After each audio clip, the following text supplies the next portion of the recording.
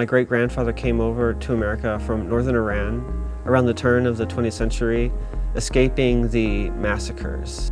There was a moment where he was cornered by some men that demanded that he deny his faith or they would shoot him, but he refused. He said he'd rather die than deny his faith in Christ.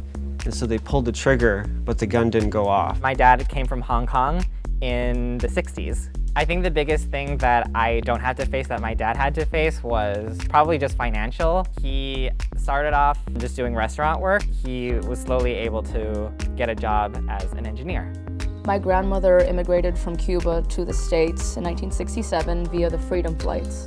When Castro came in, they had to leave everything behind. The moment you made it known to the government that you were planning on leaving via the Freedom Flights, they had someone watching you every day, day in and day out. So they basically boarded the flight with just the clothing on their back, and I think my mom had a doll. My grandmother immigrated from Mexico in the 50s. My grandfather came to America to make money and send it back to the family.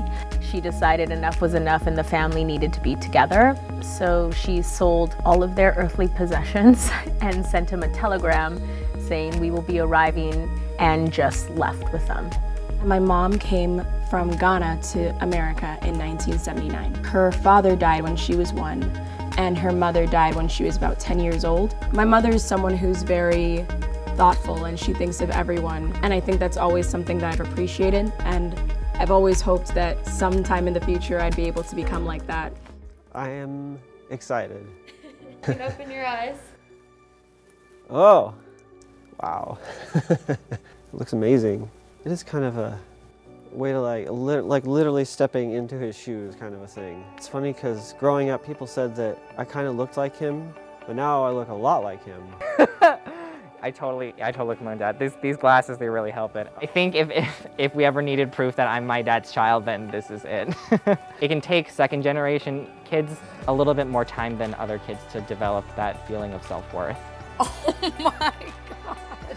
I did not know you could do this with my hair. It's the eyebrows, all right. My grandma's all about those dark eyebrows. It just feels like I've been through a lot. That's what it feels like. For me, it was a big deal just moving cross country. But to know that you're never gonna see your family again kind of thing, and no communication whatsoever except for like a phone call every now and then, that's just, what? Oh my gosh. Oh my gosh, what? I only know the cultural things that she's passed down to me. So to be able to wear this and have a connection to not only her, but also my grandmother who owned this, it's really nice because I don't always get to share those things with her. Oh my God. Wow. Oh my gosh, see, I'm so emotional right now. She's at the end of her life, and I wish I had appreciated her more when I was younger.